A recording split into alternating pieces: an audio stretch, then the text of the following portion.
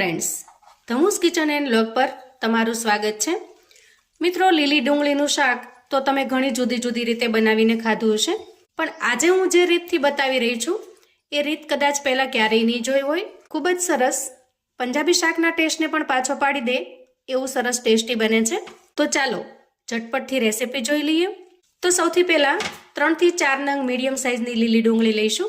આ રીતે આપણે એને એકદમ સરસ ચોખ્ખી કરી લીધી છે અને સાથે સાથે ધોઈ પણ લીધી છે. અહીંયા પાંદડાનો પણ આપણે ઉપયોગ કરવાના હોવાથી પાંદડાને પણ સારી રીતે ધોઈ લઈશું. હવે આપણે ડુંગળીનો જે ઉપરનો ભાગ છે એને કટ કરી લઈએ.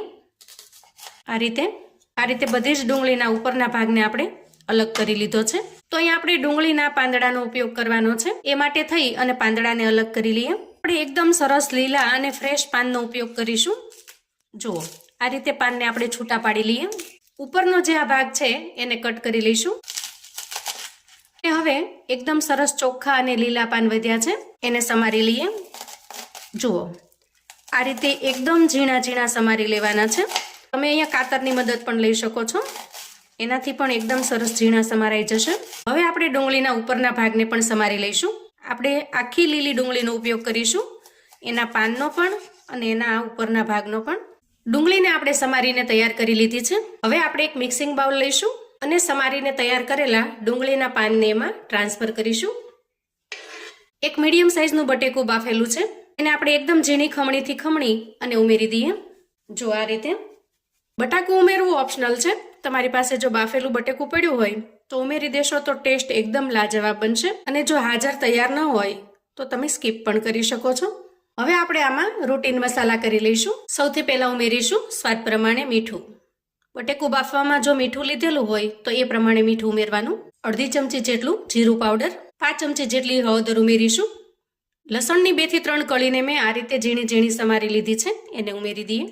અડધી ચમચી જેટલી આદુ અને મરચાંની પેસ્ટ ઉમેરીશું. 5 ચમચી ગરમ મસાલો ઉમેરીશું અને છેલ્લે 2 ચમચી જેટલો બેસન ઉમેરીશું. હવે આ બધા જ મસાલાને આપણે મિક્સ કરી લેવાના છે. આ રીતે મિશ્રણ તૈયાર થઈ જાય એટલે આપણે એમાંથી એક નાનો લુઓ લઈશું અને હાથની મદદથી બોલ્સ વાળી લઈશું. આપણે બોલ્સ તૈયાર કરી લીધા છે.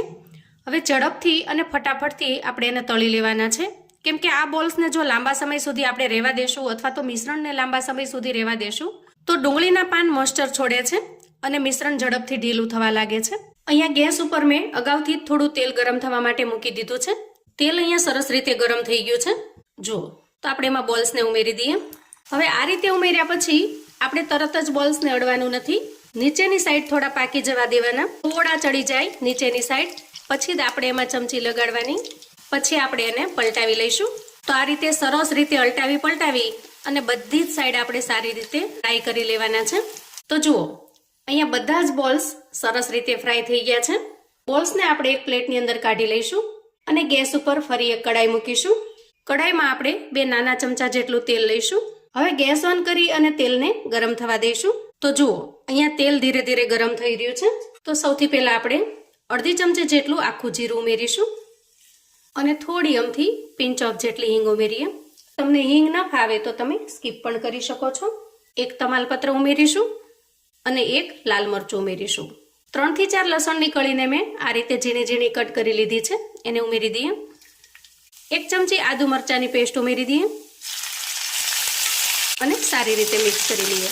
ત્યાર પછી આપણે જે ડુંગળીને સમારીને તૈયાર કરેલી છે એને ઉમેરી દઈએ અને જ્યાં સુધી ડુંગળીનું કાચાપણું દૂર ન થાય, એટલે કે સરસ ગોલ્ડન બ્રાઉન કલરની ન થાય ત્યાં સુધી સાંતળી લઈએ.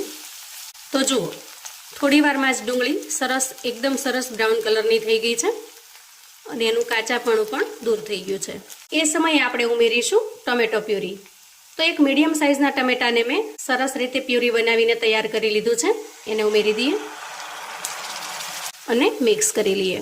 તમે આ રીતે ટમેટાની પ્યુરી ઉમેરી શકો છો અથવા તો એકદમ ઝીણા સમારેલા ટમેટા પણ ઉમેરી શકો છો. હવે ટમેટાનું કાચાપણું દૂર થાય અને પ્યુરીમાંથી તેલ રિલીઝ થાય ત્યાં સુધીમાં આપણે મસાલા કરી લઈશું. 1 ચમચી જીરા પાવડર ઉમેરીશું. 1 નાની ચમચી જેટલી હળદર ઉમેરીશું. સ્વાદ પ્રમાણે મીઠું ઉમેરીશું અને 1 ચમચી લાલ મરચું પાવડર ઉમેરીશું. તમારે જેટલું સ્પાઇસી બનાવવું હોય એ પ્રમાણમાં લાલ મરચું ઉમેરવાનું અને સાથે સાથે થોડું કાશ્મીરી લાલ મરચું પણ ઉમેરી દઈએ, એનાથી ખૂબ મસ્ત કલર આવશે. 5 ચમચી જેટલો ગરમ મસાલો જો તમને ફાવે તો જ તમારે ઉમેરવાનો, નહીં તો સ્કીપ કરી દેવાનો. હવે આ બધા જ મસાલાને આપણે મિક્સ કરી લઈશું. જુઓ ધીરે ધીરે ગ્રેવી થીક થવા લાગી છે, થોડી ઘાટી થવા લાગી છે. આ સમયે આપણે અડધી ચમચી જેટલો બેસન ઉમેરીશું. બેસન ઉમેરવાથી ગ્રેવી ખૂબ સરસ ઘાટી બને છે. હવે જુઓ અહીંયા ગ્રેવી ખૂબ સરસ રીતે તૈયાર થઈ ગઈ છે અને એમાંથી તેલ પણ છૂટું પડી ગયું છે. આ સમયે થોડા કેપ્સિકમ મરચાના ટુકડા કરેલા છે એને ઉમેરી દઈએ. આમાંથી તમારી પાસે જે વસ્તુઓ અવેલેબલ હોય એ વસ્તુ ઉમેરવાની. તમને લાગે કે આ વસ્તુ વગર પણ ચાલશે એ વસ્તુને તમે સ્કીપ પણ કરી શકો છો. અહીંયા બાફેલું બટાકું, કેપ્સિકમ મરચા એ મારી પાસે અવેલેબલ હતા એટલે મેં ઉમેરેલા છે. બાકી તમે ખાલી બેસનથી પણ બોલ્સ બનાવીને તૈયાર કરી શકશો. અને છેલ્લે થોડી કોથમીર ઉમેરી દઈએ, ઝીણી સમારેલી. હવે જુઓ અહીંયા મસાલા સરસ રીતે પાકી ગયા છે. ટમેટા અને ડુંગળીનું કાચાપણું પણ દૂર થઈ ગયું છે. આ સ્ટેજે આપણે 1 ગ્લાસ એમાં પાણી ઉમેરીશું. જેટલો આપણે રસો રાખવો હોય એ પ્રમાણમાં તમારે પાણી ઉમેરવાનું છે. અંદાજે 1 ગ્લાસ એકદમ પરફેક્ટ બની રહે છે. હવે થોડીવાર માટે ગેસની ફ્લેમને મીડિયમ કરી લઈએ અને ગ્રેવીમાં એકદમ સરસ ઉફાળ આવે ત્યાં સુધી થવા દઈએ. ગ્રેવીમાં એકદમ સરસ ઉફાળ આવી રહ્યો છે. જુઓ એકદમ સરસ તૈયાર થઈ ગઈ છે. આ સ્ટેજે આપણે તૈયાર કરેલા બોલ્સને ઉમેરી દઈએ. તો મિત્રો તમને થશે કે લીલી ડુંગળીનું આ કઈ રીતનું શાક છે, તો અહીંયા મેં લીલી ડુંગળીના જે પાન છે એના સરસ મજાના બોલ્સ એટલે કે કોફતા બનાવી લીધા છે. એટલે આપણે આ શાકને લીલી ડુંગળીના કોફતાનું શાક કહીશું. જુઓ આ રીતે 1 મિનિટ આપણે કોફતાને સારી રીતે ગ્રેવીમાં થવા દઈશું. હા, અહીંયા એક વાતનો ખાસ ખ્યાલ રાખવાનો મિત્રો કે જ્યારે તમારે પીરસવાનું હોય ત્યારે જ ગ્રેવી ગરમ કરી અને કોફતા ઉમેરજો. અગાઉથી ઉમેરી દેશો તો આ કોફતાની અંદર બેસન હોવાથી એ ગ્રેવીને સોક કરી લેશે એટલે રસો ઓછો થઈ જશે. એટલે જ્યારે તમારે પીરસવું હોય ત્યારે સરસ ગ્રેવીને ગરમ કરી આ રીતે કોફતા ઉમેરી દેવાના. આ કોફતાને બનાવી તમે તૈયાર કરી અને ફ્રીજની અંદર સ્ટોર કરીને પણ રાખી શકો છો. જેવી રીતે ઊંધિયાની મૂઠડી બનાવીને આપણે સ્ટોર કરીએ છીએ ને એ જ રીતે બનાવીને તૈયાર કરી શકો છો. અહીંયા ગ્રેવી એકદમ સરસ થીક થઈ ગઈ છે અને આપણી લીલી ડુંગળીનું શાક બનીને તૈયાર છે. ગેસની ફ્લેમને બંધ કરીશું. ફરી થોડી કોથમીર ઉમેરી દઈએ અને સર્વ કરી લઈએ. વાહ, જુઓ એકદમ ટેસ્ટી લીલી ડુંગળીનું શાક બનીને તૈયાર છે. આ શાકને તમે પૂરી, પરાઠા, રોટલી કે ભાતની સાથે પીરસી શકો છો. ખૂબ જ ટેસ્ટી લાગે છે. કોઈ પણ પંજાબી શાકના ટેસ્ટને પાછો પાડી દે એટલું મસ્ત અને ગજબનું ટેસ્ટ વાળું બને છે. તમે ક્યારેય જો આ રીતે ન બનાવ્યું હોય ને તો એક વખત મારા કહેવાથી પણ ચોક્કસથી ટ્રાય કરજો. અને એક વખત જો બનાવશો તો ગેરંટી છે કે હંમેશા તમે આ રીતે બનાવવાનું પસંદ કરશો. એટલું ટેસ્ટી અને મજેદાર બને છે. અહીંયા ડુંગળીના પાનમાંથી જે કોફતા બને છે ને એનો ટેસ્ટ પણ એકદમ લાજવાબ લાગે છે. વારંવાર બનાવીને ખાવાનું મન થાય એટલું સરસ ટેસ્ટી બને છે.